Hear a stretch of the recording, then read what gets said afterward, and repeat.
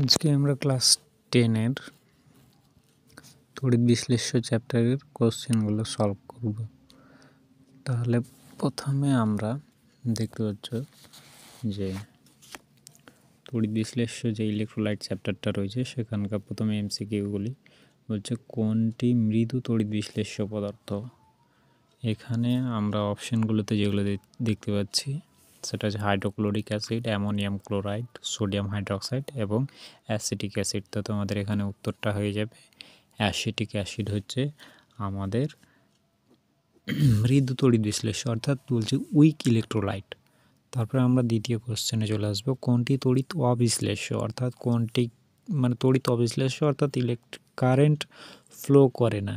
এখানের অপশানগুলো দেখেই আমরা বুঝতে পারছি এখানে হবে চিনি, কারণ বাকিগুলো সবগুলো তড়িৎ বিশ্লেষ্য অর্থাৎ সেগুলো চার্জে পরিণত হয়ে যায় সলিউশনে, অর্থাৎ সলিউবল হয়ে যায়। কোনটি তড়িতের কুপরিবাহী? 3 নম্বর প্রশ্ন, কোনটি তড়িতের কুপরিবাহী? তো এখানে রয়েছে অপশানগুলো হাইড্রোক্লোরিক অ্যাসিডের সলিউশন, তারপর বলছে পটাশিয়াম ক্লোরাইডের সলিউশন, তারপর বলেছে যে কস্টিক সোডার সলিউশন, আর একটা বলেছে পিওর ওয়াটার অর্থাৎ বিশুদ্ধ জল। তো আমাদের অপশান হয়ে যাবে কি বিশুদ্ধ জল হয়ে যাবে আমাদের অপশান। আগের অপশানটা হবে আমাদের চিনি।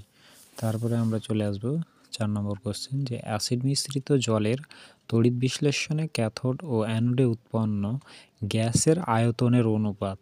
এটা হবে আমাদের অপশান এ 1:2। এবার চলে আসবো আমরা 5 নম্বর প্রশ্নটিতে, যে তড়িৎ বিশ্লেষণের সময় ক্যাথোডে কোন প্রক্রিয়া ঘটে। আমরা এটা জানি যে তড়িৎ বিশ্লেষণের সময় ক্যাথোডে বিজারণ বিক্রিয়াটি ঘটে এবং অ্যানোডে ঘটে জারণ বিক্রিয়াটি। তাহলে আমাদের অপশানটা হবে বিজারণ বিক্রিয়া। তারপর চলে আসবো আমরা অতি সংক্ষিপ্ত প্রশ্নগুলি যেগুলো রয়েছে, আমি মুখে মুখে বলে দিচ্ছি অ্যান্সারগুলো, তোমরা নোট করে নেবে। নাম্বার 1 যেটা রয়েছে, একটি মৃদু অ্যাসিড এবং একটি মৃদু ক্ষারের নাম বলতে বলেছে, অর্থাৎ বলছে week acid and weak base. তাহলে উইক অ্যাসিডের নাম হয়ে যাবে অ্যাসিটিক অ্যাসিড, যেটা আমি পাশে ছোট্ট করে লিখে রেখেছি CH3COOH, এবং যেটা উইক বেস অর্থাৎ বলছে মৃদু ক্ষার, সেটা হচ্ছে অ্যামোনিয়াম হাইড্রোক্সাইড NH4OH। তারপরে 2 নম্বর প্রশ্ন, তড়িৎ বিশ্লেষণে কোন তড়িৎ দ্বারে বিজারণ ঘটে। এটা জেনে রাখবে যে তড়িৎ বিশ্লেষণের সময় ক্যাথোডে বিজারণ বিক্রিয়াটি ঘটে থাকে, ঠিক আছে, কিসে, ক্যাথোডে। এবার তারপরের প্রশ্নটাতে চলে আসি, তড়িৎ লেপনের একটি উদ্দেশ্য, অর্থাৎ তড়িৎ লেপন আমরা কিসের জন্য করব। তড়িৎ লেপনের উদ্দেশ্য হচ্ছে যে মোর রিঅ্যাক্টিভ যে মেটালগুলো আছে অর্থাৎ অতি সক্রিয় ধাতুগুলো, সেই অতি সক্রিয় ধাতুগুলি অক্সিজেন এবং বায়ুর যে অক্সিজেন রয়েছে, জলীয় বাষ্প রয়েছে, এগুলোর সাথে রিঅ্যাক্ট করে যায়, অর্থাৎ রিঅ্যাকশনে পার্টিসিপেট করে এবং সেগুলো মরচে ধরে যায়। এই মরচে থেকে রোধ করতে আমরা তড়িৎ লেপন করতে পারি, অথবা একটা ধাতুকে দীর্ঘস্থায়ী কাল পর্যন্ত তার লং টাইম টিকিয়ে রাখার জন্য তাকে করতে পারি, অথবা এটাও হতে পারে যে তার সৌন্দর্য বৃদ্ধির জন্য আমরা তড়িৎ লেপন করে থাকি।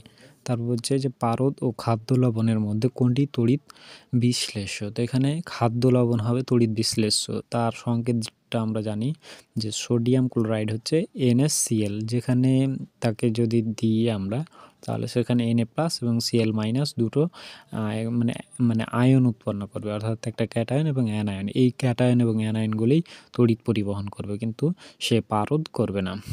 রূপোর বস্তুর উপর সোনার প্রলেপ দিতে হলে তড়িৎ বিশ্লেষ্য রূপে আমরা কি ব্যবহার করি। এটা ভালো ইম্পর্টেন্ট প্রশ্ন, মনে রাখবে। এটা হবে পটাশিয়াম অ্যারোসায়ানাইড, যার সংকেতটা হচ্ছে KaUCN2। তারপরে প্রশ্নটা রয়েছে যে